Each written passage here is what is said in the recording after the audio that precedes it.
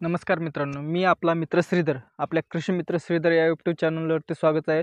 मित्रांनो, आज आपल्याला सोयाबीनवरती शेवटची आणि चौथी आणि शेवटची फवारणी कोणती करावी याबद्दल पूर्ण माहिती देणार आहे. तरी कृपया हा व्हिडिओ शेवटपर्यंत पाहावा, जेणेकरून आपल्या सोयाबीन उत्पादनात वाढ होईल आणि आपल्याला शेवटची फवारणी कोणती मारावी. मित्रो, आपल्याला माहीत आहे, शेतकरी हे दुकानदाराच्या मनावर वेगवेगळ्या फवारण्या मारतात, पण आपल्याला योग्य तो रिझल्ट भेटत नाही. त्यामुळे आपल्या उत्पादनात घट होते. त्यामुळे मी आज आपल्याला 100% उत्पन्नात वाढ होईल यासाठी मी 100% कमी खर्चामध्ये जास्त उत्पन्न कसं निघेल आणि कोणती फवारणी मारावी त्याबद्दल पूर्ण माहिती देणार आहे. तरी व्हिडिओ हा शेवटपर्यंत पाहावा, जेणेकरून पूर्ण माहिती आपल्याला मिळेल. तर त्या अगोदर आपल्याला मी सांगतो, जर कोणी आपल्या चॅनलवरती शेतकरी नवीन आला असाल तर कृपया चॅनलला सबस्क्राईब करून घ्या, जेणेकरून आपल्या चॅनलवरती नवनवीन व्हिडिओ येत आहेत. सोयाबीनला कोणती फवारणी मारावी व तुरीला कोणता खत टाकावा. आपल्याला सोयाबीनचं सीझन लास्ट फवारणी आहे, त्यामुळे आपल्याला जर आपल्या सोयाबीनमध्ये तूर असेल तर त्या तुरीला कोणता खत टाकावा, जेणेकरून आपल्या तुरीच्या उत्पन्नात वाढ होईल. त्याबद्दल पण आपल्या चॅनलवरती तुरीला कोणता खत टाकावा याबद्दल मी पूर्ण 3 विश्लेषण केलेलं आहे. तरी तो व्हिडिओ मी डिस्क्रिप्शनमध्ये देतो, अथवा नाहीतर आपल्या चॅनलवरती आहे, तो जाऊन पाहावा. चला तर मग आपण विलंब न करता आपल्या विषयाकडे वळू. मित्रहो, 70 ते 75 दिवस झाल्यानंतर आपल्याला सोयाबीन ह्या स्टेजमध्ये दिसते, जेणेकरून आपल्याला ही आपली चौथी फवारणी आहे, लास्ट आहे, जेणेकरून ह्या अवस्थेमध्ये दिसते. चट्ट्यात रूपांतर होऊन याचं शेंगाच्या याच्यामध्ये कन्वर्ट होत असते. याच्यामध्ये जर आपण योग्य प्रकारे जर फवारणी घेतली तर आपल्या सोयाबीनमध्ये 100% वाढ होण्याची आणि उत्पादनात वाढ होण्याची शक्यता असते. ती मी सांगलेली फवारणी तुम्ही घ्या आणि 100% आपल्या उत्पन्नात जर वाढ होईना गेलं तर मला सांगा मित्रो, कॉमेंट करून 100% सांगा. मित्रो, यावर आपण कोणती फवारणी घेणार आहोत त्याबद्दल मी तुम्हाला सविस्तर व पूर्ण माहिती सांगणार आहे. चला तर मग आपण यावरती कोणती फवारणी घेतो. मित्रो, चौथी फवारणी घेत असताना शेतकरी योग्य फवारणी घेत नाहीत. कोणत्याही प्रकारचे कोणतेही कीटकनाशक आणून मारतात. त्यामुळे आपल्याला हे जे जास्त आपल्या पिकामध्ये गरमी तयार होऊन चट्टागळ होते. त्यासाठी कोणत्या प्रकारचे कीटकनाशक मारावे व आपल्याला आपल्या झाडाची जे बुरशी आहे, आपल्या पिकाची बुरशी कोणती आलेली आहे, आपल्या पिकावरती कोणते बुरशीनाशक योग्य आहे, हे कोणते मारावे त्याबद्दल मी तुम्हाला सविस्तर मार्गदर्शन करणार आहे. तरी मित्रो, हा व्हिडिओ शेवटपर्यंत बघा, जेणेकरून आपल्याला पुरेपूर माहिती भेटेल. मित्रो, मी तुम्हाला सांगतो, आपण बाजारात गेल्यानंतर आपल्याला माहीतच आहे, भरपूर लोक हे FMCचं कोरॅजिन मारतात. कोरॅजिन मारा, काय हरकत नाही, पण कोरॅजिन मारत असताना घ्यायची काळजी मित्र तुम्हाला सांगतो, आपल्या जर पिकावरती जर आळ्याचा प्रादुर्भाव 100% किंवा आपल्या पिकावरती समजा उदाहरणार्थ आळ्याचा प्रादुर्भाव भरपूर प्रमाणात दिसला तरच कोरॅजिन मारा. उगा वेस्ट पैसे घालू नका. मित्रो, कोरॅजिन मारत असताना मित्रो तुम्हाला सांगतो मी, जर आपल्या पिकावरती आळ्याचा प्रादुर्भाव समजा 70 ते 80% दिसला असेल तर कृपया कोरॅजिन 100% घ्यावे. जर कोरॅजिनच्याच भावामध्ये या स्वस्त याच्यामध्ये आपल्याला कोरॅजिनच्या अर्ध्या रेटमध्ये मी तुम्हाला औषध सांगतो, 100% रिझल्ट देणारे व कोरॅजिनपेक्षा जास्त दिवस त्याचा कालावधी राहणारे मी तुम्हाला सांगतो.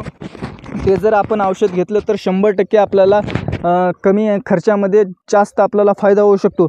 मित्रो, कोरॅजिन घेत असताना तुम्हाला सांगतो, काही शेतकरी दुकानदार सांगितल्याप्रमाणे आपल्या पिकावरती 5 ml प्रमाण टाकतात. तसं न करता मित्रो, मी तुम्हाला सांगतो, कोरॅजिन घेत असताना आपला पंप हा 15 लिटरचा कदापि नसतो. मित्रो, आपण तैवान पिचकारीने मारत असतो, त्यामुळे आपला हा पंप 25 लिटर पाण्याचा 100% असतो. त्यामध्ये आपण कोरॅजिनचे औषध टाकत असताना आपल्याला 10 ml प्रमाण घेणे आवश्यकच असते मित्रांनो, जेणेकरून त्याचे प्रमाण कंपनीचे 5 ml फक्त आणि फक्त 15 लिटरसाठी आहे.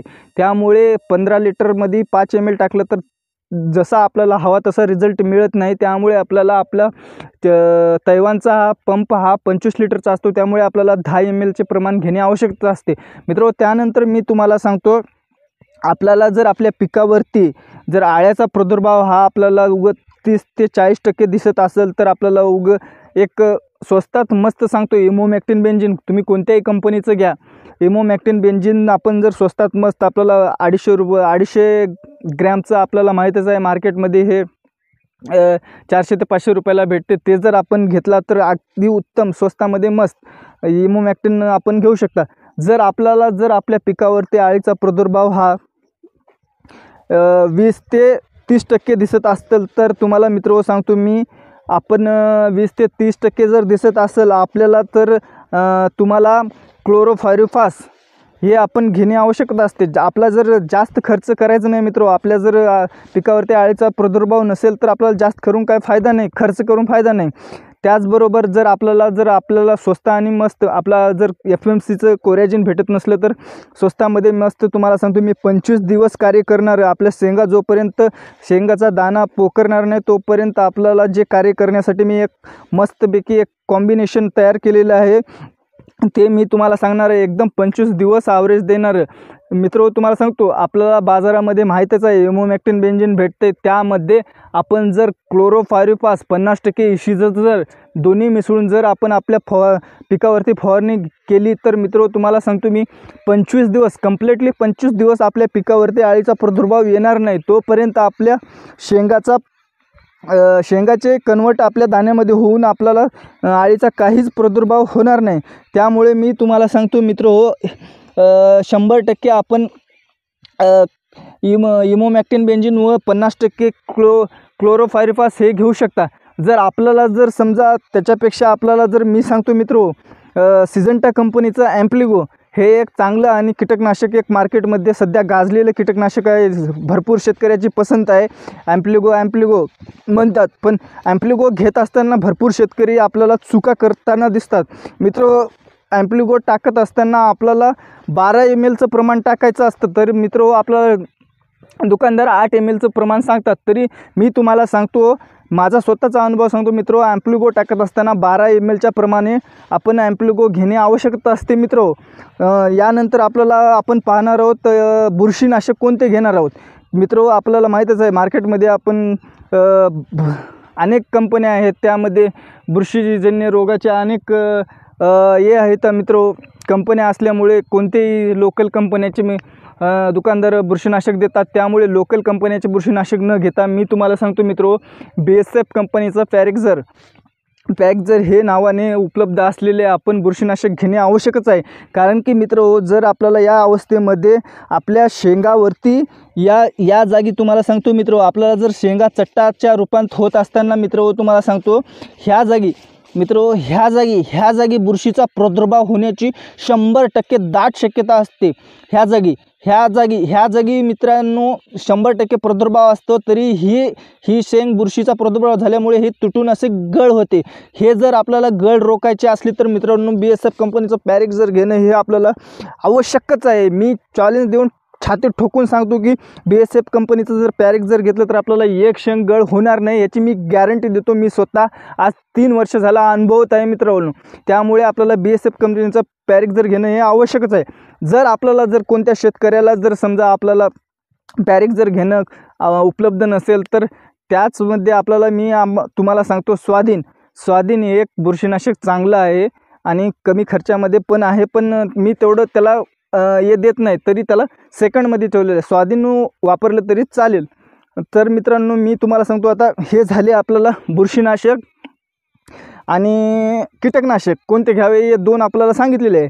आता समोरचा एक मी तुम्हाला सांगतो हे शेंग आपली भरण्यासाठी भरपूर शेतकरी विद्राव्य खत वापरतात. परंतु मित्र मी सांगतो स्वतःचा अनुभव, विद्राव्य खत कधीच वापरायचा नसतो. कारण की विद्राव्य खत वापरल्याने मित्रांनो तुम्हाला सांगतो आपण जे कीटकनाशक आणि बुरशीनाशक टाकतो याच्यावर जास्त प्रमाणात आपल्याला रिझल्ट भेटू शकत नाही. मी छातीठोक सांगतो, चॅलेंज देतो. विद्राव्य खत लास्टच्या फवारणीला वापरल्यानंतर बुरशीनाशक आणि कीटकनाशकाचा जास्त प्रमाणात रिझल्ट भेटत नाही. त्यामुळे आपण विद्राव्य खत टाकणे टाळावे. त्याऐवजी मी तुम्हाला सांगतो झेब्रॅलिक ॲसिड 0.001% हे वापरलं तर अति उत्तम राहील मित्र. माझा अनुभव स्वतःचा सांगतो. आणि विद्राव्य खत अजिबात वापरू नका. झेब्रॅलिक ॲसिड 0.01% आपण वापरा, जेणेकरून आपल्याला माहीतच आहे झेब्रॅलिक ॲसिड हे आपल्या पिकातील शेंगाचे जे दाण्याचं जे प्रमाण आहे ते त्याची साईज वाढीते व शेंगाची आपली चकाकी ठेवते. त्यामुळे आपण 0.01 हे झेब्रॅलिक ॲसिड वापरणे आवश्यकच आहे. मित्रांनो, हे असे झाले आपल्या चौथ्या फवारणीचे स्वस्त आणि मस्त कॉम्बिनेशन व कोणते कोणते घटक वापरावे, कीटकनाशक कोणते वापरावे, फंगिसाईड कोणते वापरावे, हे झाले पूर्णतः. मित्रांनो, आता हा व्हिडिओ कसा वाटला त्याबद्दल आपण कॉमेंटमध्ये सांगू शकता व व्हिडिओला लाईक करू शकता. आणि जर आपल्या व्हिडिओ आवडला असेल तर आपल्या जवळच्या 5-6 शेतकऱ्याला व्हिडिओ शेअर करू शकता. आणि जर आपण या चॅनलवरती कोणी नवीन आले असेल तर कृपया चॅनलला सबस्क्राईब करायला विसरू नका. मित्रो, तुमच्या प्रेमाखातीर मी नवीन व्हिडिओ मला बनवायला तुमच्या लाईक व कॉमेंटमुळे मला प्रोत्साहन भेटेल. त्यामुळे लाईक आणि कॉमेंट करायला अजिबात विसरू नका. मित्रो, आपल्या सहकार्यामुळे मी आत्तापर्यंत इथं आलेलो आहे. माझं एकच उद्दिष्ट आहे शेतकऱ्याला मदत करणे. आपण कोणत्या काही कंपनीचं वगैरे ॲडव्हर्टाईज करत नाही मित्रो. फक्त आणि फक्त शेतकऱ्याला कोणत्या प्रकारे मदत होईल व कोणत्या प्रकारे शेतकरी जागरूक होईल. दुकानदार कोणत्याही प्रकारचे आपल्याला भेसळ औषधं देतात. त्यामध्ये भेसळ औषधं दिल्यामुळे आपल्याला एकच कंटेन असलेले औषध देतात, आपलं जास्त बिल करतात. ते असं न करता कोणते ॲक्युरेट आपल्या पिकाला कोणते कंटेंट वापरावे याबद्दल मी पुरेपूर आमच्या चॅनलवरती माहिती देत आहे. तरी असे व्हिडिओ आपण या चॅनलला आपण सबस्क्राईब करून ठेवा व बेल आयकॉन प्रेस करून ठेवा, जेणेकरून आपल्याला नवीन माहिती मिळेल. चला तर मग भेटू पुढच्या व्हिडिओमध्ये. धन्यवाद.